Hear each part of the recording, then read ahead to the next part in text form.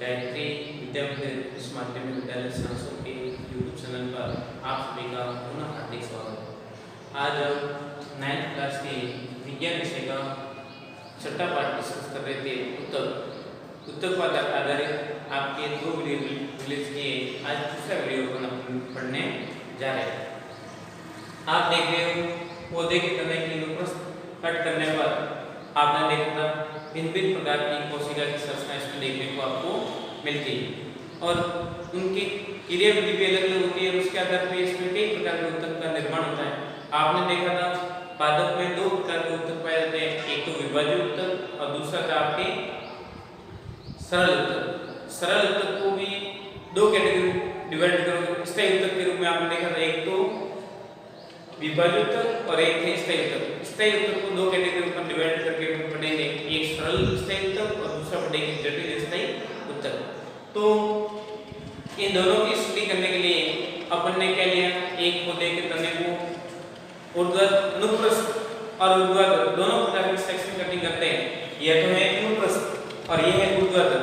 तब आपको देखने को मिलती है पौधे में विभिन्न प्रकार की कोशिका होती है और उन्हीं कोशिका की बनावटी एवं क्रियाविधि एवं उनकी उपयोगिता पौधे में भिन्न भिन्न होती है और उनके कार्य के आधार पर पादप के अलग अलग भाग अलग अलग प्रकार से विकसित होते हैं। तो अपन देखते हैं इसमें कई प्रकार की कोशिकाएं हैं, तो उनको अपन एक एक को जिस कोशिका से जिस प्रकार से उत्तकों का निर्माण होता है तो उसको अपन पढ़ेंगे। पहले स्थायी उत्तक को 2 कैटेगरी में डिवाइड करेंगे और फिर बाद में एक एक उत्तक को व्यवस्थित पढ़ेंगे और उसके अंतर्गत कौन कौन सी कोशिका होती है, कौन कौन से उत्तक सरल उत्तक के अंतर्गत आते हैं और कौन से आते हैं जटिल उत्तक के अंतर्गत, उन दोनों को अपन डिस्कस करेंगे। देखिए पहला, कल भी मैंने ये डायग्राम बना के आपको बताया था और आज भी बना के बताया है कि किस प्रकार से पौधों की सेक्शन कटिंग करने पर पौधे के अलग अलग भाग लिखे जाते हैं। तो आप जानते हो इस प्रकार से अलग अलग पार्टीशन आपको देखने को मिलते हैं। आज अपन डिस्कस करेंगे वो है पादप के स्थायी उत्तक को अलग अलग भागों में बांटकर उसके अंतर्गत कौन कौन से उत्तकों का निर्माण होता है उनको एक एक को पढ़ेंगे। जितना पॉसिबल हो उतना आज अपन सरल स्थायी उत्तक को कवर करने का प्रयास करेंगे। फिर भी देखते हैं कितना टॉपिक दे रखा है उसके अकॉर्डिंग अपन कवर कर रहे हैं। आगे देखिए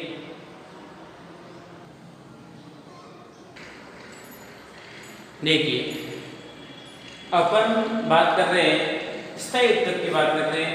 पहले वाले वीडियो में आपने देखा था विभाज्य उत्तक के बारे में पढ़ा और फिर बाद में तने की सेक्शन कटिंग अपन करते हैं। पौधे के तने की सेक्शन कटिंग ऊर्ध्वाधर तथा अनुप्रस्थ दोनों प्रकार से सेक्शन कटिंग करने पर देखते हैं कि पौधे में विभिन्न प्रकार की कोशिका पाई जाती है और कोशिका मिलकर विभिन्न प्रकार के उत्तक का निर्माण करते हैं। तो स्थायी उत्तक को 2 कैटेगरी में देखते हैं, एक तो होता है सरल स्थायी उत्तक और एक होता है जटिल स्थायी उत्तक। अब सरल स्थायी उत्तक की क्या विशेषता होती है और जटिल उत्तक स्थायी की क्या विशेषता होती है, इसके अंतर्गत 2 आते हैं, जाइलम और फ्लोएम। क्या आते हैं, जाइलम और फ्लोएम। और इसके अंतर्गत आपके जितने भी प्रकार के क्लोरोप्लास्ट है, पेरिकाइमा है, स्क्लेरोमा है, बहुत सारे प्रकार के उत्तक आप इसके अंतर्गत आप पढ़ोगे। तो अपन बात करते हैं, पहले बात करते हैं किसी सरल स्थायी उत्तक के बारे में हम डिस्कस कर रहे हैं कि सरल स्थायी उत्तक किस प्रकार से होता है और इसकी क्या विशेषता होती है, उसके अंतर्गत और कौन कौन प्रकार के उत्तक पाए जाते हैं उसको अपन स्टडी कर रहे हैं। जनरली अपन देखते हैं सरल स्थायी उत्तक के अंतर्गत विभिन्न प्रकार के उत्तक होते हैं। उसमें फर्स्ट पढ़ते हैं पेरिकाइमा उत्तक। पेरिकाइमा उत्तक।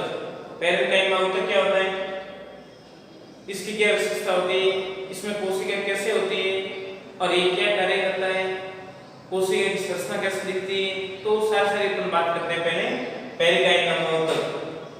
पेरिकाइमा उत्तक देखिए कोशिका की कुछ परतें उत्तक के आधारित पैकेज का निर्माण करती है जिसे क्या बोलते हैं, पेरिकाइमा। क्या बोलते हैं, पेरिकाइमा। और इसे पेरिकाइमा उत्तक के नाम से जाना जाता है। कोशिका की आधारित परतें होती है जो आपस में क्या पैकिंग करके एक परत का परत बनाती है। जैसे कोशिका है ना, ये कोशिका अब देखोगे आगे से आगे कनेक्टेड होती है, लेयर की लेयर एक परत के रूप में जुड़ी होती है, पैकिंग होती है एकदम। पैकिंग मतलब जैसे अपन कहते हैं कोई मतलब जैसे आपको कोई पैकिंग करना हो तो जैसे बॉक्स से पैकिंग करना किसी में या बोतल पैक करना हो या मोबाइल पैकिंग करना हो तो किस प्रकार से आप पैकिंग करते हो ताकि मतलब उसमें कम से कम रिक्त स्थान देखने को मिले और आपकी सामग्री क्या रहे सुरक्षित रहे।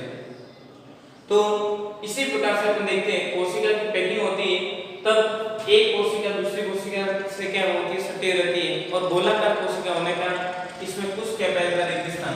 जैसे आपको बात करें समझाने के लिए कि पैकिंग किस प्रकार से होती है तो आप देखते हैं देखिए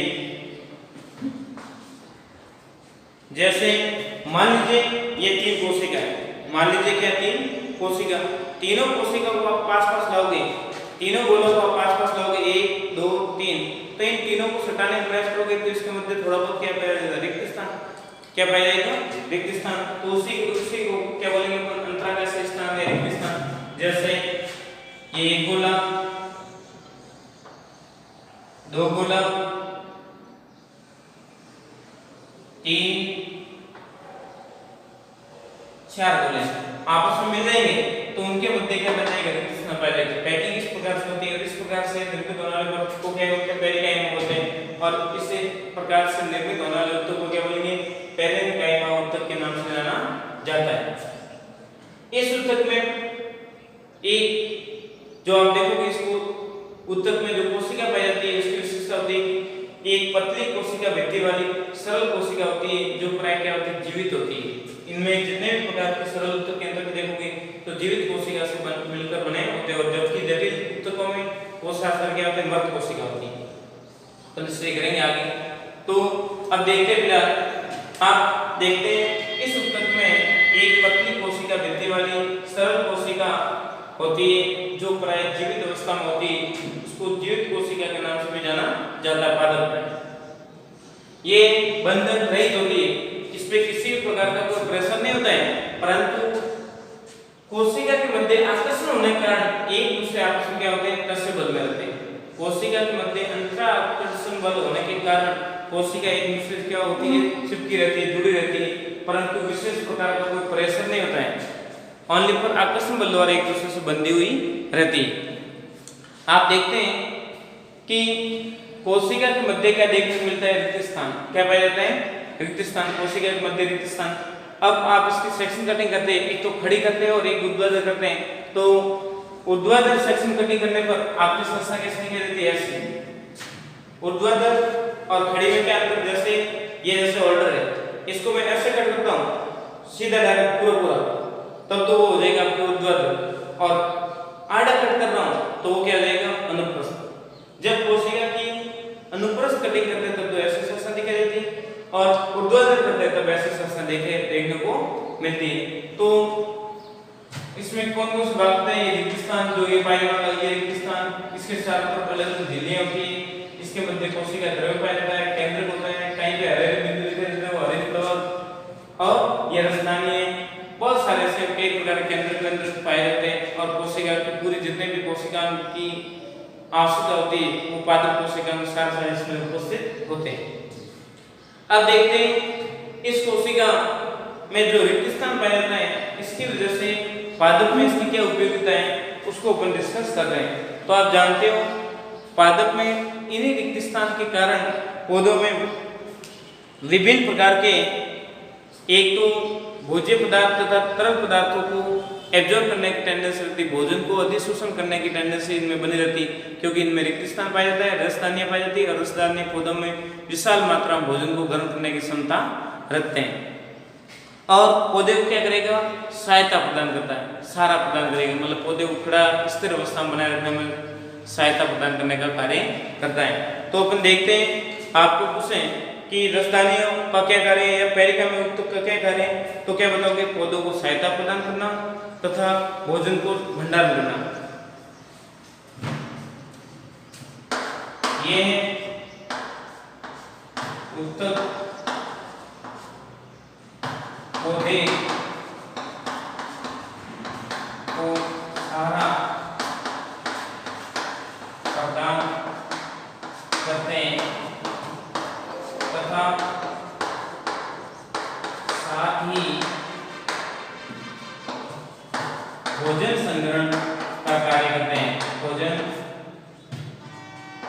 संग्रहण कार्य करते हैं। कौन? पेरिकाइमा ऊतक। आप देखते हो कि इसमें पाए जाने वाले ऊतक होते हैं, या तो एक तो पौधे को सारा प्रदान करेंगे, स्टेबिलिटी देते हैं, इसके साथ में क्या करते हैं, पौधे को भोजन प्रदान करने का भी कार्य करते हैं। तो एक बार इसका आप स्क्रीनशॉट लीजिए, फिर बाद में मैं पूरा कर रहा हूँ। देखिए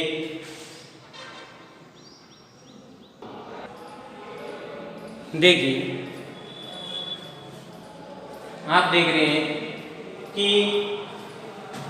पेरिकाइमा ऊतक के अंतर्गत कई प्रकार के ऊतक होते हैं जो भिन्न भिन्न प्रकार के कार्य करने के कारण उनको भिन्न भिन्न नामों से जाना जाता है। इसमें अपन देखते हैं उस पेरिकाइमा में क्या पाए जाते हैं, उस स्थान पे हरे हरे रंग के स्पॉट पाए जाते हैं। क्या पाए जाते हैं? हरे रंग के स्पॉट। आपने देखा था इस झिल्ली बनाई थी मैंने सब, उसमें आप देखते हो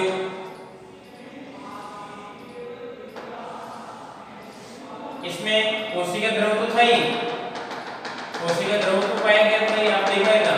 इसके अतिरिक्त यहाँ पे क्या था, केंद्र को भी आपने डिनोटेड कर लिया, परंतु इसके अतिरिक्त इसमें क्या पाए थे, हरे हरे रंग के ऐसे डब्बे थे। पूरी कोशिका में क्या होते हैं, फैले रहते हैं। इन्हीं को क्या बोलते हैं, क्लोरोफिल। ये हरे रंग के डब्बे क्या है, हरित लवक या क्लोरोफिल है। और क्लोरोफिल के कारण ही पौधों में क्या होता है, प्रकाश संश्लेषण की क्रिया संपन्न होने में सक्षम होती है। और क्लोरोप्लास्ट को मान लो हटा दो तो पौधा मान लो प्रकाश संश्लेषण की क्रिया संपन्न नहीं कर पाएगा। एक प्रकार का एजेंट ऊपर रिएक्शन को एक्टिवेट करने तथा उनको रिएक्शन को पूरी करने में इनकी भूमिका अत्यंत आवश्यक बताई जा रही है। दोनों को आपस में कम्युनिकेशन बनाए रखने के लिए मान लो वातावरण की CO2 यूटिलाइज होती रहती है और उसके बदले ऑक्सीजन को सप्लाई करते रहते हैं। ये प्रोसेस तब तक चलेगा जब तक पौधों में प्रकाश संश्लेषण क्रिया है तब तक। बाकी आप पौधे को पत्तियां साथ साथ हटा दो और हरे साल को फिर तोड़ दो और फिर पौधे को रखो तो कितने दिन तक जीवित रहता है?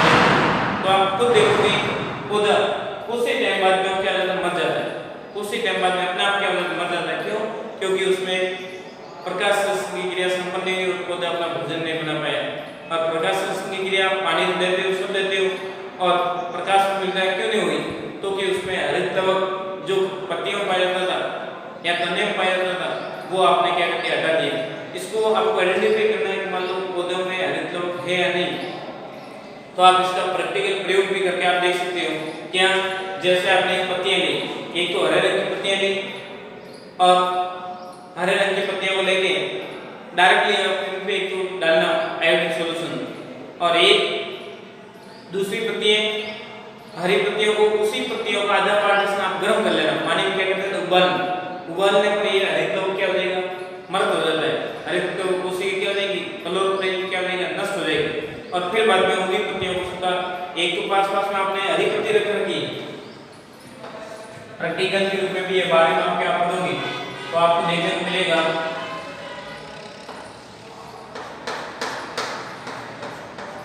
जो ये पत्तियां होती है ना, इसमें क्या पाया जाता है, हरे रंग का। आप देखना बारीक से तो हरे रंग के स्पॉट पाए जाते हैं, यही क्या होते हैं, हरित लवक होते हैं। अब पत्ती को एक तो गर्म करना और एक पत्ती को ऐसा रखना, फिर बाद में दोनों पत्तियों को लेके उसमें क्या रहना, आयोडीन की बूंदे डालोगे तो आयोडीन की बूंदे जिसमें हरित लवक होगा उसके साथ में रिएक्शन करेगा और जिसमें हरित लवक नहीं होगा उसके साथ में रिएक्शन नहीं करेगा और कलर प्रदर्शित नहीं होगा। तो इसके आधार पर हम देखते हैं कि हरित लवक पौधों में अनिवार्य बताया गया। तो देखिए कुछ पेरिकाइमा ऊतकों में क्लोरोफिल पाया जाता है जिससे पौधों में प्रकाश संश्लेषण की क्रिया संपन्न होती है।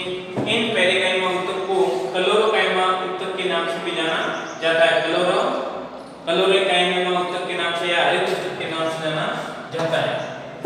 दिमाग बात रहेगी आपको एग्जाम से क्लोरोकाइमा क्या होता है तो आप क्या लिखोगे, पेरिकाइमा ऊतक में क्लोरोफिल पाया जाता है और इसी कारण पौधों में प्रकाश संश्लेषण की क्रिया संपन्न होती है। इस प्रकार से निर्मित होने वाले पेरिकाइमा ऊतक को क्लोरोकाइमा ऊतक के नाम से जाना जाता है। अब अगला स्टेप भिन्न भिन्न स्थान पे पेरिकाइमा ऊतक का भिन्न भिन्न कार्य होता है और उसके अकॉर्डिंग वो क्या करता है, अपनी भिन्न भिन्न गुणवत्ता को प्रदर्शित करने का कार्य करता है। ये जो प्रकाश संश्लेषण क्रिया भूमिगत निकाय। अब जलीय पौधों में इसका क्या रोल रहता है? जलीय पौधे पेरिकाइमा ऊतक में रिक्त स्थान पाया जाता है। जलीय पौधे होंगे उनकी पेरिकाइमा कोशिका होती है, उनके मध्य क्या पाया जाता है, अधिक रिक्त स्थान होता है और रिक्त स्थान अधिक होने की वजह से उनमें जल तथा वायु अधिक मात्रा में स्थिर रहते हैं। जलीय पौधों में पेरिकाइमा ऊतक में रिक्त स्थान पाया जाता है तथा इनमें वायु भरी हुई होती है। क्या भरी रहती है? वायु, जिसके कारण पादप जल पे उत्प्लावन बल द्वारा तैरता रहता है। इन्हें कोशिका को या ऊतकों के समूह को क्या बोलते हैं? एरेनिकाइमा के नाम से जाना जाता है। एरेनिकाइमा है जो जलीय पौधों में पेरिकाइमा ऊतक में जब रिक्त स्थान पाया जाता है उन्हें एरेनिकाइमा ऊतक के नाम से जाना जाता है। तो ये भिन्न भिन्न वर्ड आ रहे हैं, इनको आप ध्यान रखना, आपको एग्जाम में एक प्रश्न पूछा जाएगा। क्लोरोकाइमा ऊतक क्या है, एरेनिकाइमा क्या है, तो ऐसे ही आप ध्यान रखना, कंफ्यूज होने की जरूरत नहीं है कि जलीय पौधे पेरिकाइमा ऊतक में रिक्त स्थान पाया जाता है। ठीक है, रिक्त स्थान अधिक पाया जाता है, सभी में रिक्त स्थान होगा परंतु इसमें क्या होगा, अधिक होगा, अधिक रिक्त स्थान पाया जाता है तथा वायु पाई जाती है, जिसके कारण पौधे उत्प्लावन बल के माध्यम से नाव, जो आप देखते हो जहाज बनाए जाते हैं, नाव बनाई जाती है या गोताखोर समुद्र में छलांग लगाते हैं, वो उत्प्लावन बल पर आधारित क्रिया करते हैं। कैसे उत्प्लावन बल के कार्य कि आप पानी में कूदते हो तो पानी में कूदने पर आपका फोर्स तो रहता है जो पानी के अंदर की तरफ डूबने की संभावना रहती है, जबकि पानी उसको रिवर्सिबल प्रोसेस के अकॉर्डिंग एकदम उल्टा उसको बाहर की तरफ फेंकने का कार्य करते हैं। तो ये दोनों हमेशा एक दूसरे के असर से रिवर्स, जब आपका भार उत्प्लावन बल से अधिक हो जाता है तब वो व्यक्ति क्या होता है, डूब पाता है, बाकी नॉर्मल कंडीशन में वो नहीं डूबेगा। आपका शरीर हल्का होगा तो किसी भी कंडीशन में वो नहीं डूबेगा क्योंकि वो ऊपर आ जाएगा, उत्प्लावन बल की वजह से क्या आ जाएगा, तैर जाएगा।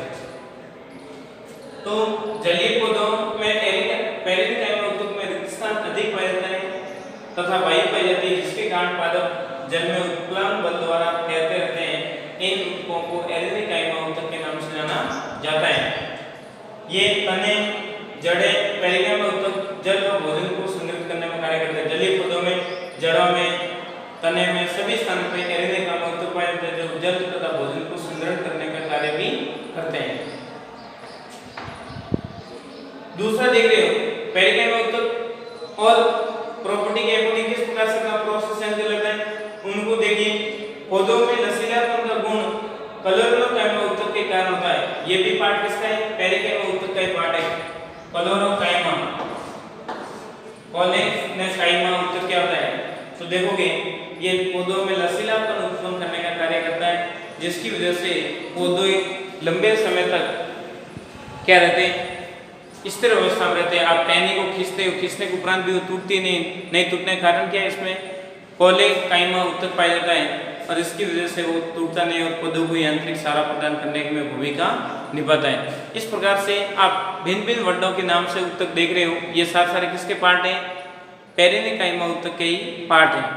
देखिए इसका आप स्क्रीनशॉट लीजिए, फिर बाद में मैटर को आगे अपन एक्सेप्ट कर रहे हैं।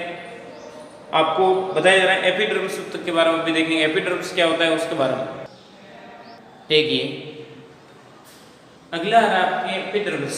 एपिडर्मिस मतलब पादप की साल का निर्माण करती है, बाहरी सतह का निर्माण करने वाला मटेरियल होता है, जो एपिडर्मिस के रूप में आपकी क्या बनती है, पौधे की बाहरी साल और अपने क्या बनती है, तवसा। उसमें एपिडर्मिस ऊतक में कोशिका भी क्या होती है, इसमें भी जीवित कोशिका पाई जाती है। कैसी कोशिका होती है, जीवित कोशिका। जीवित कोशिका होती है तभी वो क्रिया कर पाती है, संवेदनशीलता वो क्या करेगी, प्रदर्शित करेगी। एपिडर्मिस ऊतक में कोशिका जीवित होती है, लंबी होती है, वो अनियमित आकार होती है। आकार उसका क्या होता है, अनियमित ढंग से, कॉर्नर पर मोटी भी हो सकती है, छोटी भी हो सकती है, कॉर्नर पे मोटी होती है। अर्थात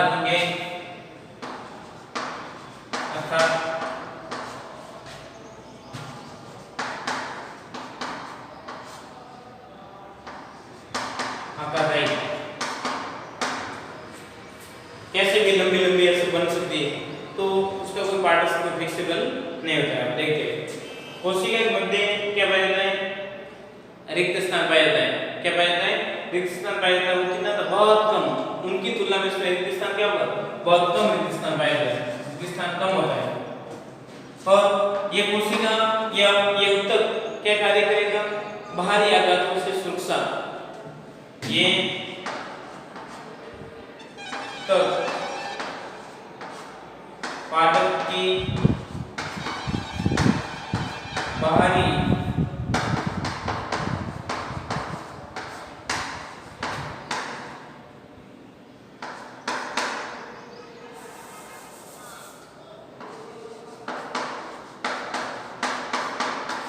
आघातों से सुरक्षा करती है या सुरक्षा करता है।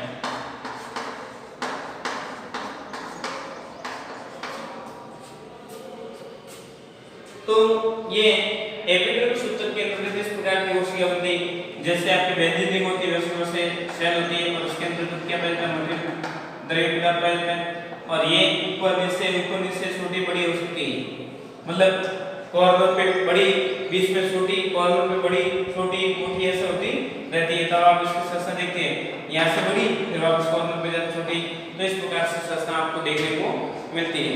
तो ये एपिडर्मिस ऊतक भी एक प्रकार का पादप में पाया जाने वाला क्या सामान्य ऊतक है, जिसको आप देखते हैं इनके भी कार्य के अकॉर्डिंग या डायग्राम के रूप में आपको कहें या कार्य के आधार पर पूछे या सरल ऊतक के उदाहरण के रूप में पूछे, तो इसको भी आप रिप्रेजेंट करके सामान्य मैटर आप अप्लाई कर सकते हो और बता सकते हो किस प्रकार से एपिडर्मिस ऊतक पाया जाता है, पेरिकाइमा ऊतक किस प्रकार का होता है और उनके क्या कार्य हैं।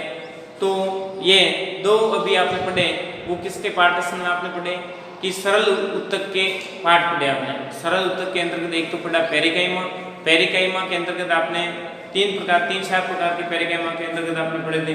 एक तो आपने पढ़ा था क्लोरोकाइमा, क्लोरोकाइमा जब पेरिकाइमा ऊतक की कोशिका में हरे रंग के स्पॉट पाए जाते हैं या बिंदु पाए जाते हैं, उनकी वजह से प्रकाश संश्लेषण की क्रिया संपन्न होती है, उसको बोलते हैं अपन क्लोरोकाइमा। क्या बोलते हैं, क्लोरोकाइमा। और दूसरा टाइप पढ़ा था इसी के अंतर्गत आया था, वो था आपके एरेनिकाइमा, जो जलीय पौधों में पाया जाता है। जलीय पौधों में रिक्त स्थान अधिक पाए जाने के कारण वायु कोश अधिक होता है और वहाँ पे पाए जाने वाले स्पॉट को अपन क्या बोलते थे, एरेनिकाइमा, जो ये भी एक पेरिकाइमा ऊतक का ही पार्टीशन था, उसको भी आपने डिस्कस किया था। और एक इसके अंतर्गत एक और प्रकार का ऊतक आया था, वो था आपके कोलेकाइमा, कोलेनेकाइमा ऊतक। कोलेनेकाइमा ऊतक क्या था, ये पौधों में लचीलापन उत्पन्न करता है, जिसकी वजह से शाख टूटती नहीं। पौधों की टहनी को आप कितना भी खींचते हो, आपने देखा भी होगा कि बचपन में या भी आप खेलते भी होंगे तो देखते हैं कि पौधे की टहनी को अपन ऊपर से नीचे कितनी भी ले आते हैं खींच के, तो भी वो टूटती नहीं है, टूटती नहीं है। क्यों नहीं टूटती, उसका कारण क्या है, कारण ये कि उसमें लचीलापन पाया जाता है। लचीलापन कोलेकाइमा ऊतक के कारण होता है। किसके कारण, कोलेकाइमा ऊतक की वजह से इसमें लचीलापन उत्पन्न होता है। प्रकाश संश्लेषण की क्रिया कौन सा ऊतक, भूमिका बताएं, क्लोरोकाइमा। और जलीय पौधे जल पर तैरते रहते हैं, वो किसकी वजह से, कौन से ऊतक की वजह से, तो वो एरेनिकाइमा।